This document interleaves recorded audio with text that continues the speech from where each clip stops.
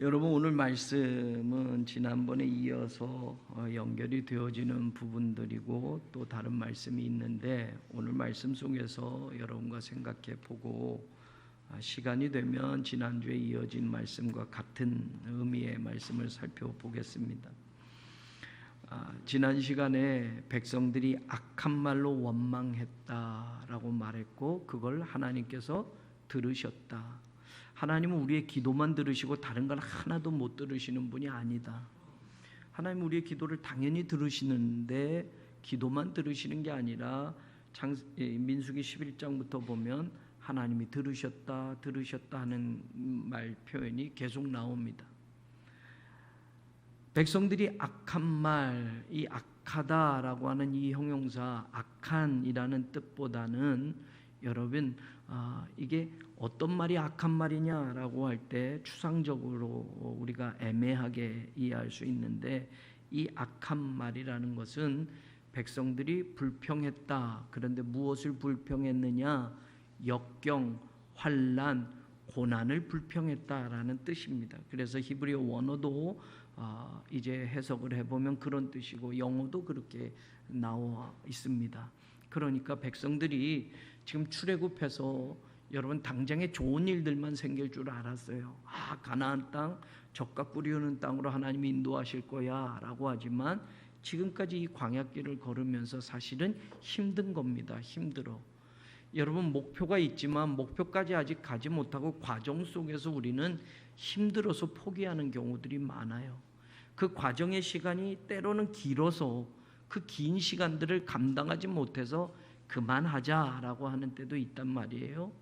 여러분, 요셉도 마찬가지죠. 그냥 요셉이 총리 대신 됐다, 속성이 아니에요. 17살에 노예로 끌려가서 30살이 되기까지 사실은 계속 승승장구하면서 가는 게 아니라, 여러분, 노예로 끌려가서 그 생활도 비참한데 거기서 더 안 되고 거기서 또 모함받고 거기서 더 어렵게 되면서 감옥으로, 그리고 여러분 도저히 나올 수 없는, 왕의 명령이 아니고서는 나올 수 없는 그 감옥에까지 갇히게 되었어요. 그러니까 노예로 팔려가는 신세도 참 참담한데 그거보다 더 안 좋은 환경으로 계속 떨어지는 거예요. 그러다가 요셉이 30살에 총리가 되는 거죠.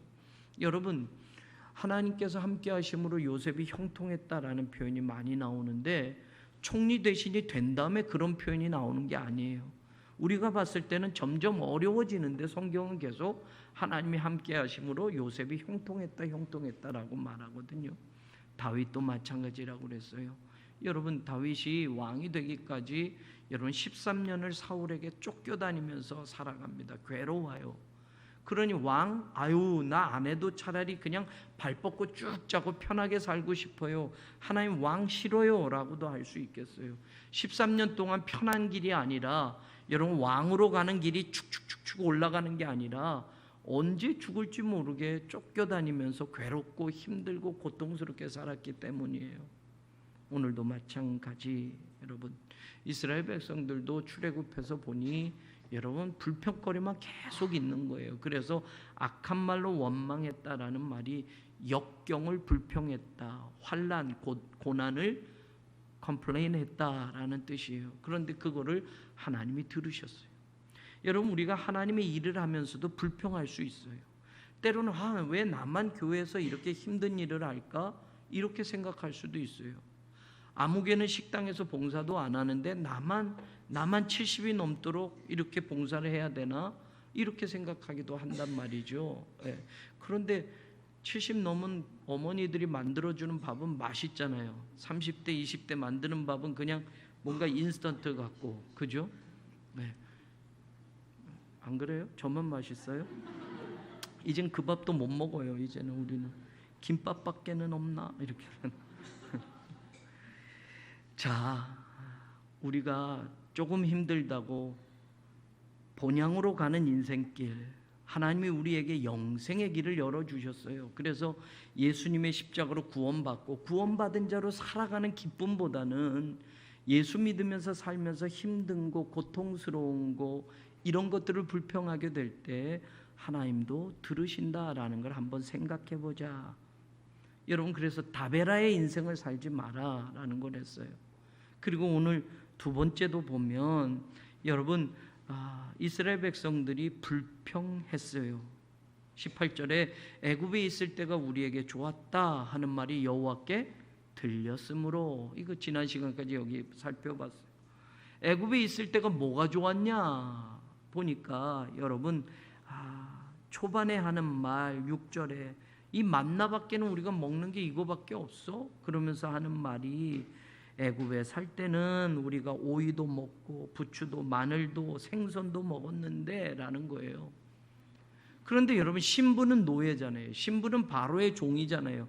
그런데 먹고 사는 게 광야에서 만나만 먹고 사는 것보다 차라리 애굽에서 종살이 하면서 생선도 먹고 마늘도 부추도 파도 먹고 이렇게 살았던 게 더 좋았다라고 한단 말이죠. 그래서 여러분 기브랏 핫다와라고 하는 탐욕의 무덤이라는 게 여기서 생겨져요. 그렇게 욕심을 낸 사람들, 육신의 탐욕의 자리에서 불평하고 원망했던 사람들, 그들이 말한 대로 하나님께서는 고기를 먹게 해주겠다라고 해요. 고기를 먹게 해주겠다.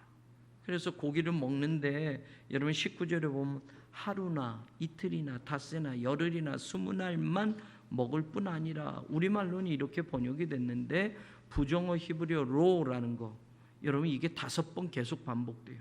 하나님이 얼마나 그 말에 화가 나셨는지, 하루도 아니야, 이틀도 아니야, 이렇게 계속 말하는 거예요. 우리말로는 그냥 부정어가 안 보이잖아요. 그런데 히브리어는 여러분 로라는 이 부정어가 하루에도 붙어 있고 이틀에도 붙어 있고 닷새에도 붙어 있고 다 붙어 있어요. 하루도 아니고 이틀도 아니고 닷새도 아니고 열흘도 아니고 20날도 아니고 냄새가 싫어하기까지 먹을 거야 라고 하나님이, 그래? 고기 먹고 싶어? 아주 고기가 아주 질리도록 먹게 해줄게. 하루도 아니고 이틀도 아니고 닷새도 아니고 이렇게 해요. 그래서 여러분 드디어 고기를 먹는데 안타까운 건 뭐냐, 여러분 33절에 보면 고기가 아직 이 사이에 있어서 어떻게 하기 전에, 씹히기 전에 여호와께서 백성에게 진노하사 심히 큰 재앙으로 치셨다. 드디어 고기를 먹는데 고기가 이 사이에서 씹히기 전에 하나님이 진노하셔서 그렇게 욕심을 냈던, 차라리 하나님의 백성으로 이렇게 고통스러운 광야길 걷는 것보다, 만나밖에 먹는 거 없이 사는 것보다, 바로의 종살이 했던 시절에는 생선도 먹고 다양한 양념이 섞인 음식도 먹었던 그때가 좋았어 하는 말을 들은 대로 고기를 씹히기 전에 그들은 하나님의 진노하심에서 죽어서 결국 기브롯 핫다와라는 지명이 생기는, 그 이름이 뭐예요? 욕심을 낸 백성들이 죽은 탐욕의 무덤이라는 게 생겼어요. 우리가 인생을 살면서 신앙길을 걸으면서 내 인생의 어느 순간도 기브롯 핫다와가 되지 말아야 돼요. 때로는 힘든 순간도 있잖아요. 때로는 물질 때문에 눈물 흘릴 때도 있고 고통스럽고, 여러분 하나님의 백성이지만 아직 천국에 들어가기 전에 이 세상에서 사는 동안 힘들고 고통스러운 일이 있잖아요.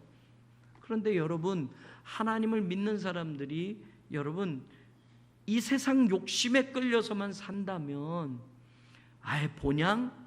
그거 가기 전에 천국? 그건 죽어서나 가는 거고, 이 땅에서 그래도 누릴 거 누리고 먹을 거 먹고 세상 사람들 하는 거 다 하면서 살아야지 라고 할 수가 없단 말이에요. 우린 예수님을 믿기 때문에 포기해야 될 것도 있고 내려놔야 할 것도 있고 먹지 말아야 될 것도 있고 가지 말아야 할 것도 있어요.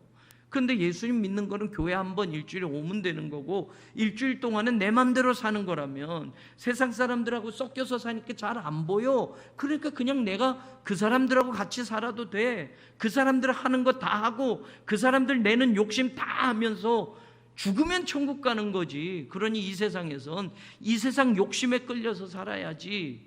이미 예수 믿었으니까 난 구원 받았어. 죽으면 천국 갈 거야. 그러고서 사는 삶은 세상 사람과 똑같이 산다면 여러분 내 인생은 기브롯 핫다와가 되는 거예요. 그러니까 그 탐욕 그리고 그 불평, 그 원망을 하나님께서 들으셨다라고 말해요.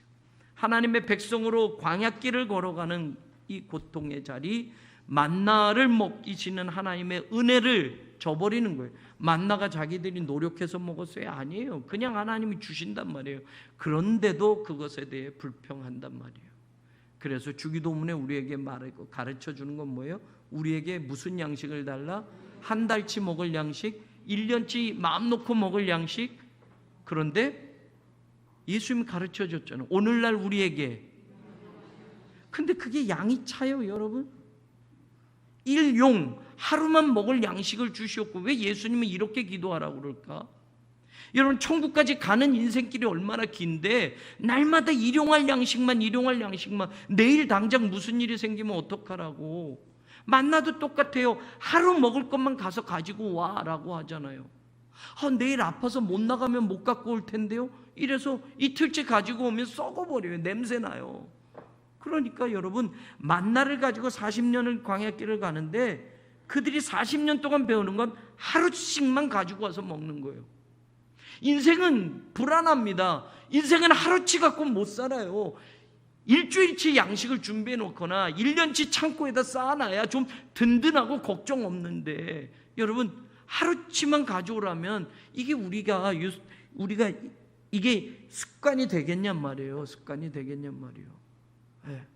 하루씩 먹을 거밖에 공급이 안 된다면 여러분, 내일 무슨 일이 있으면 어떡하지? 밥 굶는 거 아니야? 라고 할 수 있잖아요. 여러분, 솔직하게 주기도문 하는데 이 대목에서 은혜 받냔 말이에요. 여러분, 일용할 양식 요즘 없어서 못 먹는 분 있습니까? 네? 그러면 그 기도가 주님의 기도라고 한다면 우린 이미 일용할 양식은 주님께서 공급해 주신 삶을 살아가고 있어요. 그런데 사실 우리는 일용할 양식에 만족을 못하고 살지요. 10년치 쓸 돈 좀 주십시오. 넉넉하게 살 거 좀 저장해 놓고 저축해 놓고 재난이 오고 인생에 어려움이 와도 걱정 없을 만큼 좀 쌓아놓고 살게 해주세요 라고 하는 게 아니겠어요? 그래서 우리가 축복에 민감하잖아요. 그런데 예수님은 왜 주님의 기도를 일용할 양식을 오늘날 우리에게 하나님께 기도할 때 이렇게 기도하라. 그런데 이렇게 기도하는 사람 없어요. 저도 주기도문은 예배 때만 외우지 오늘 새벽 기도 나와서 하나님 일용할 양식을 주옵소서 기도 안 해요. 그런데 여러분, 왜 주님은 그렇게 가르쳐 주셨냔 말이죠. 그렇게 사는 삶에 하나님만 의지하고 살아가는 분명한 신앙의 비밀이 있는 거예요. 내가 쌓아놨다고 그것이 영원히 계속되지 않아요. 정말 하나님이 걷어가시면 그게 누구 것이 되겠느냐? 어리석은 부자의 비유에도 말하잖아요. 그러니 여러분, 오늘 어떤 것을 불평하고 살았느냐에 대해서 두 번째 하나님이 그 소리를 들으셨어요. 애굽이 더 좋았어. 거기선 생선도 먹었고 마늘, 부추, 파 다 오이도 먹었고, 그런데 광야길 하나님의 백성으로 선택받았다고 하는데 먹는 건 이 만나밖에 없어 라고 한단 말이죠. 그러니 차라리 이렇게 먹고 사는 거 바로 밑에서 애굽에서 살던 때가 더 좋았어 하는 말이 하나님께 들렸어요. 자, 이 이야기 지난 시간에 좀 하고 오늘도 이야기했지만 오늘 이 대목에서 같은 의미로 여러분 제가 12장도 넘어갈 수 있는데 이 대목에서 우리가 오늘 말씀 한 번만 더 생각하고 한번 생각해 보았으면 좋겠어요. 왜냐? 여러분, 백성들이 얼마나 그렇게 하니 모세가 하나님 앞에 기도를 하는데 너무 힘들어요. 11절에 보면 주께서 종을 왜 이렇게 괴롭게 하십니까? 내가 이 백성들을 베었습니까? 배에다 내가 베고 이 백성들을 내가 낳습니까? 하나님. 그런데 이 백성들을 나한테 맡겨주시고 이 짐을 내가 지고 가라고 합니까? 젖 먹는 아이를 품듯이 이 많은 백성들을 나 혼자 이거 어떻게 지고 갑니까? 그러면서 14절 마지막에 나 혼자는 이 모든 백성을 어떻게 한다? 감당할 수 없나이다. 여러분, 모세가 하나님께 이렇게 기도해요. 하나님, 너무 힘들어요. 나 혼자는 도저히 이 백성들 다 감당하면서 가기 너무 힘들어요. 그러면서 안타까운 기도가 나와요. 15절에 보면 주님께서는 이렇게 하라고 하니 나는 도저히 이제는 못하겠어요. 그러니까 구원하니 내게 은혜를 베푸사 뭐라고요? 그냥 죽이는 게 언제 죽여달라고? 즉시 즉시 나를 죽여주세요. 여러분 모세의 심정을 한번 돌아가 보시죠. 지금 당장 나 죽여주세요. 왜요? 너무 고통스러워요. 힘들어요. 나 이렇게 고난받는 거 너무 힘들어요. 하나님, 이 많은 백성들 내가 계속 짊어지고 가야 되고 이렇게 저렇게 불평하고 원망하고 이렇게 하는 거 난 너무 힘들어요. 하나님 즉시 나를 죽여주세요. 그게 내게 은혜를 베푸시는 겁니다. 내게 은혜를 베푸시는 거 다른 거 바라지 않아요. 나 죽여주세요. 나 힘들어요. 하나님. 여러분 이런 마음 혹시 가져본 적 있으세요? 여러분이 자녀를 키우면서 부모로서 사는 거, 혹은 여러분이 회사를 하거나 뭐 직장을 다니거나 인생 살면서 하나님 너무 고통스럽네요. 지금 이 인생 너무 힘들어요. 하나님 이 고난 너무 괴로우니 차라리 그냥 나 데려가 주세요. 이런 기도 해본 적 있으세요? 있을 거예요 아마. 그냥 감정적인 것만이 아니고 정말 하나님 앞에 정말 여기까지 하나님 이쯤 했으면 됐어요. 엘리야도 그렇게 했던 것처럼. 하나님이 그 기도를 들어주셨어요? 들어주셨어요? 들어주셨어요. 들어주셨어요. 들어주셨어요. 모세는 방법은 이거밖에 없다고 생각했어요. 나 혼자는 이 짐 다 못 지니 죽여주세요. 그게 내게 은혜를 베푸시는 거예요. 즉시 죽여주세요 라고 했어요. 야 이놈! 하나님이 이렇게 혼내셨나요? 하나님이 16절에 뭐라고 그러세요? 모세에게 이르시되 이스라엘 노인 중에 네가 알기로 백성의 장로와 지도자가 될 만한 70명을 모아서 나에게 데리고 와라. 그래서 너와 함께 서 이렇게 말해요. 그래도 연륜이 있는 너와 함께 이 길을 걸어오면서 연륜이 있는, 여러분 연륜이 뭔지 아세요? 연륜 우리가 연륜이 있다라고 하잖아요. 연은 뭐예요? 해년. 륜은 뭐예요? 바퀴륜. 여러분 그래서 나이가 해가 되면은 바퀴가 생겨요 안 생겨요? 그걸 뭐라고 그래요? 나이테예요. 나이테. 여러분 나이테가 크면 클수록 나무가 굵어요 안 굵어요? 여러분 나무가 요만한데 연륜이 있다고 말하지 않아요. 이만한데 나이테가 여러분 뭐 한 50년 100년 됐다고, 50년 100년 된 나무를 잘라 뭐 굵기가 요 정도 되는데 그 나무가 50년 100년 됐다고 할 수 있어요? 50년 100년 정도 되면 나무 굵기가 어때요? 커요. 커. 잘라보면 나이테를 수를 세보면 나이테가 있어요. 여러분 나이테는 나무가 그만큼 힘들고 고통스러운 나날들을 매년 겪어온 거예요. 그래서 여러분 나이테가 생기는 거예요. 나이테가 생겨요. 연륜이라는 거, 여러분 나이만 먹으면 연륜 생기는 것처럼 생각하는데 천만의 말씀, 나이 먹어도 애 같은 사람이 있어요. 나이 먹었는데도 철들지 못한 사람이 있어요. 그건 세상 사람 이야기고, 30년 50년 예수 믿었는데 나이테가 연륜이 없어요. 나이만 연륜이 있다고 말하는 게 아니에요. 나이에 바퀴가 있느냐, 해에 바퀴가 있느냐. 바퀴 윤자예요. 여러분 한 해를 달리는 바퀴는 어떨까요? 정말 최선을 다해서 달리는 바퀴는, 여러분 자동차도 우리가 몇 킬로를 뛰면 바퀴를 바꿔줘야 돼요. 자동차 한번 사고 폐차시킬 때까지 바퀴 안 바꾸고 사는 사람 없어요. 타는 사람 없어요. 있을 수 있지요. 1년에 그냥 한 100km 달리고 그냥 차 세워놓고 그러면 10년 돼도 바퀴 안 바꿔도 돼요. 그런데 여러분 1년에 열심히 다니면 바퀴가 그만큼 달아요. 달아. 연륜도 마찬가지예요. 인생을 힘차게 살고 인생을 최선을 다해서 살면 연륜이 생기는 거예요. 해마다 바퀴가 생기는 거예요. 바퀴가. 그래서 그걸 연륜이라고 해요. 신앙도 마찬가지예요. 30년 그냥 일주일에 한번 교회만 왔다 갔다 해서 신앙의 연륜이 저절로 생기는 게 아니에요. 그렇잖아요. 주를 위하여 봉사하는 흔적들이 있고 그 한 해 동안 주님을 위하여 열심히 달리는 흔적들이 있어야 신앙에도 연륜이라는 거, 해마다 바퀴 자국이 나오는 거예요. 나오는 거. 그러니까 아마 하나님은 이스라엘 백성들 가운데 노인 중에 그래도 연륜이 있는 사람, 여러분 노인이라고 하면 지금 출애굽 전에 여러분 노예 생활 오랫동안 한 사람이잖아요. 지금 이거는 여러분 민수기 여기 장면은 출애굽을 다 끝내고가 아니에요. 이제 출애굽해서 얼마 안 된 때예요. 그러니까 여러분 노인이라고 하면 이 사람들은 애굽에서 오래 사는 사람들이에요. 바로의 종살이가 얼마나 지긋지긋한지, 우리 조상 아브라함의 하나님이 어떤 하나님인지 예전의 신앙으로 들었던 사람들,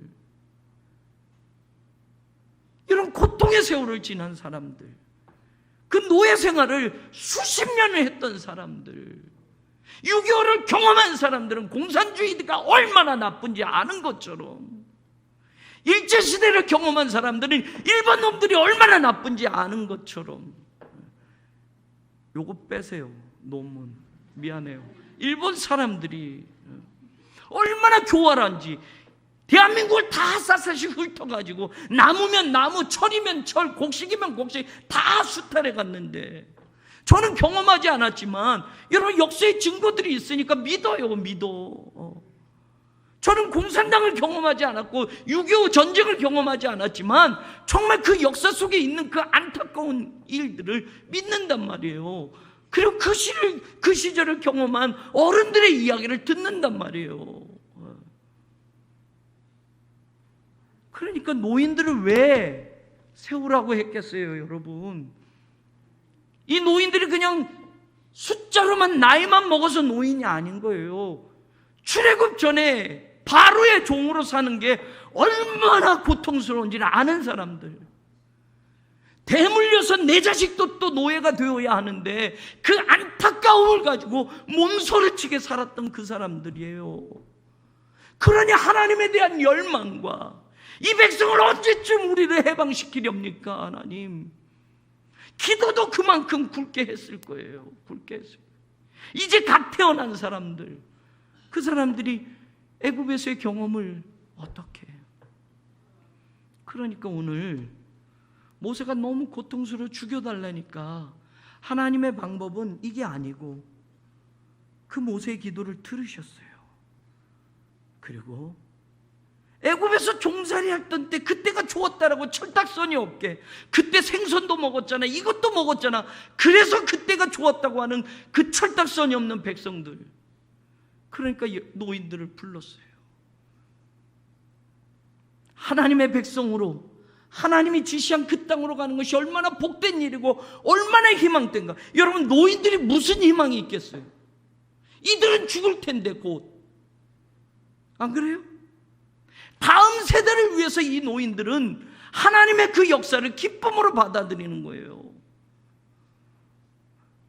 다음 세대 내 자녀들에게 하나님이 약속하신 그 땅에서 살도록, 더 이상 이 노예로 사는 바로의 종이 대물림 되지 않고 이제는 자유다, 하나님이 주신 그 땅에서 하나님을 마음껏 예배하면서 이제 내 자식들이, 내 손주들이 살 것을 기대하며 나온 사람들이란 말이에요. 그러니까 하나님이 백성들 중에 노인들을 불러, 그리고 그들 중에 백성의 장로, 그냥 된 게 아니에요. 장로들이, 우리 교회의 장로님 이런 것과는 좀 다르지만 여러분, 어른 대접하는 분, 신앙의 연륜이 있는, 나이의 바퀴가 제대로 흔적이 보여지는 그분들, 지도자가 될 만한 사람들. 나이 먹으면 지도자가 저절로 되는 거 아니에요. 서울대학교 나온다고 전부 다 지도자가 되는 게 아니란 말이에요. 예. 그러니까 지도자가 될 만한 노인들 중에서 백성의 장로들, 그 사람 70명을 모아봐라. 그래서 어떻게 됐어요? 하나님 함께 섰더니, 하나님이 17절 우리 같이 한번 읽어볼까요? 17절, 내가 강림하여 거기서 너와 말하고 내게 임한 영을 그들에게 임하게 하리니 그들이 너와 함께 백성의 짐을 담당하고 너 혼자 담당하자. 하나님, 나 혼자 이거 짐 담당합니까? 나 괴로워요. 즉시 죽여주세요. 내게 은혜를 베풀어 주세요. 모세는 이렇게 기도했어요. 모세 생각은 그냥 이렇게 해결되면 좋겠어요 라고 했는데 하나님은 그 기도를 들으시고 하나님의 방법으로 해결해 주셔요. 어떻게 해결하셔요? 그래, 너 혼자 그렇게 힘들었어? 그래, 앞으로는 너 혼자 그 힘든 일 담당하지 마. 70명의 장로들을 함께 서라. 그래서 이제부터는 이 70명의 장로들이 뭘 한다? 뭐 한다? 너와 함께 백성의 짐을 담당한다. 여러분, 저는 우리 교회 장로님들이 이런 장로님 되기를 원해요. 우리 교회 권사님도 이런 권사님 되기를 원해요. 여러분, 짐을 담당하세요. 짐을 담당하다, 우리말로는 이렇게 번역된 이 단어 나사라는 단어에 들어올리다라는 거예요. 여러분, 모세 혼자 맨날 들어올리면 얼마나 힘들어요. 그러니까 함께 들어올려라. 짐을, 백성들의 짐을 너 혼자 막 무겁게 들어올리지 말고 이젠 그 장로들이 70명이 너와 함께 네 곁에서 그 무거운 짐을 함께 들어올릴 거야 라고 말해요. 여러분, 왜 장로님이 되셨습니까? 백성들의 짐을 담당하라고요. 같이 목회자와 함께. 여러분, 왜 속장님이 되셨습니까? 하나님이 세우신 이 교회 목회자와 함께 속도원의 짐을 같이 들어 올려주라고요. 여러분, 혼자서는 다 못해요. 어떤 사람이, 어떤 위대한 목사가, 어떤 슈퍼스타 목사가 처음부터 끝까지 다 혼자 할 수 있겠습니까? 아니에요. 모세도 못했어요. 모세도 못한다고 그래요. 너무 고통스러워요. 해봤는데 힘들어서 못하겠다고 그래요. 그러니까 하나님이 너와 함께 백성의 짐을 들어 올릴 사람들, 이제부터 그 장로들은 70명은 너와 함께 백성의 짐을 담당할 거야. 여러분이 평신도 지도자라면, 집사님이면, 권사님이면, 장로님이면, 속장님이면, 선교회장님이면, 지역장이면, 부지역장이면, 여러분 이름 뒤에 그냥 그거 붙이라고 하는 게 아니라, 여러분 우리 교회에서 힘든 성도들, 우리 교회에서 하나님의 일을 함께 하면서 힘든 무거운 짐들을 같이 들어 올려주라고 하나님이 세우신 것으로 믿으세요. 저는 그래서 우리 교회가 그런 교회가 되기를 원해요. 중요한 게 여기 있어요. 중요한 게.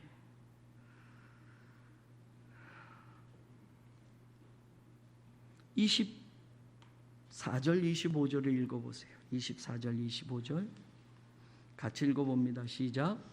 모세가 나가서 여호와의 말씀을 백성에게 알리고 백성의 장로 70인을 모아 장막에 둘러 세우매 여호와께서 구름 가운데 강림하사 모세에게 말씀하시고 그에게 임한 영을 70 장로에게도 임하게 하시니. 아멘.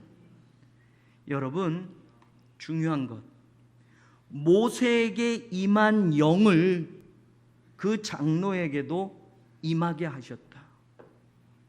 여러분, 다른 거 다 몰라도 영적인 지도자와 스피릿, 이 영이 하나님이 주신 영이 같아야 돼요.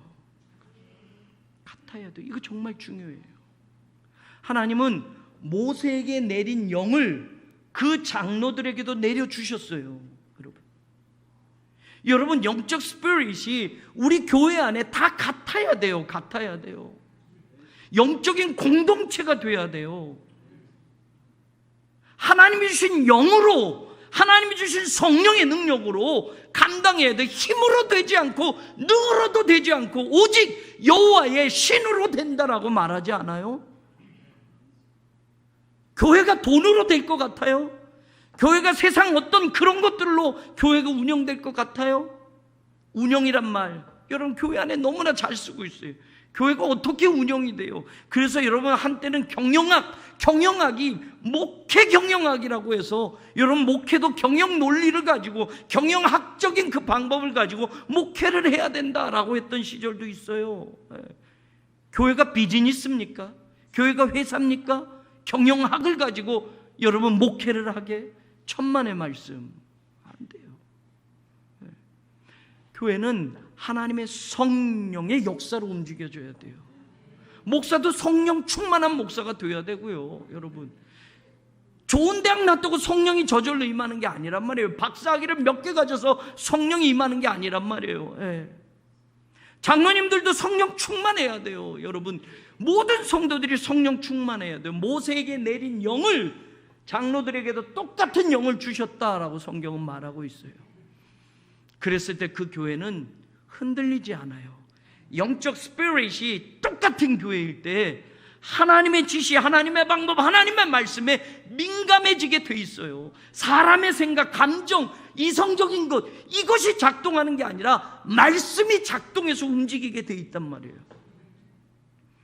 그러니까 이게 짐이면 같이 지는 거란 말이에요. 같이 져요. 같이 그 짐을 들어올리게 돼 있단 말이에요. 아멘. 여러분, 바울도 그런 말을 했어요. 갈라디아서 6장 2절을 보시고 오늘 말씀을 맺겠어요. 갈라디아서 6장 2절.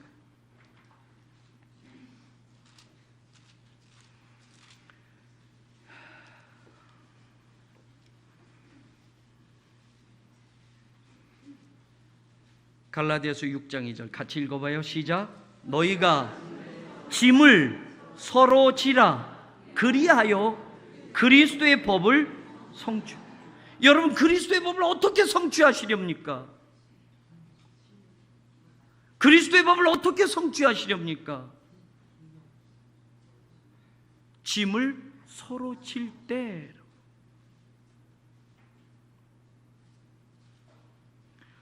저는 어떤 분이 저는 우리 교회에서 11조 제일 많이 하는 사람이 될 거예요, 그런 소리도 들었어요. 여러분, 11조 제일 많이 해서 그리스도의 법을 성취하는 게 아니에요. 짐을 서로 질 때 그리스도의 법이 성취되는 거예요. 목사와 장로가, 장로와 권사와, 권사와 집사와 모든 성도들과 함께 짐이라고 하면 못 본 척하고, 짐이라고 하면 슬그머니 돌아서는 게 우리 심리잖아요. 무거우니까 누가 그거 지어요? 누가 그거 들어 올려요? 그거는 나는 못하겠어 라고 하잖아요. 그런데 그리스도의 법은 말이에요, 좋은 것만 같이 먹어라 아니에요. 거기서 이루어지는 게 아니에요. 짐을 서로 질 때 그리스도의 법이 성취된다라고 말해요. 모세가 너무 힘들어서 고통스러워서 하나님 죽여주시는 게 은혜입니다 라고 기도할 때 하나님은 그 기도를 안타깝게 들으시고, 너 혼자는 이제 하지 마. 함께 짐을 질 사람 그들을 내가 세우겠다. 그들에게 너와 똑같은 영을 내가 주고 그들이 백성의 짐을 함께 지며 하나님의 공동체를 이끌어가게 하겠다.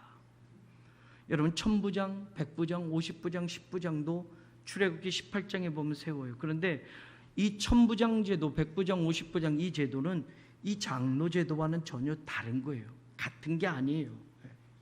이것은 모세가 백성들을 재판할 때 아침부터 저녁까지 모세에게만 가져오는 거예요. 그러면서 모세가 그걸 듣고 하나님의 법도를 가르쳐 줬다라고 말하거든요. 여러분, 그래서 이드로가 장인이, 야, 너 혼자 이건 너무 힘들어. 그래서 같이 재판할 사람, 출애굽기 18장에 보면 그 50부장, 1000부장은 처음엔 그런 용도였어요.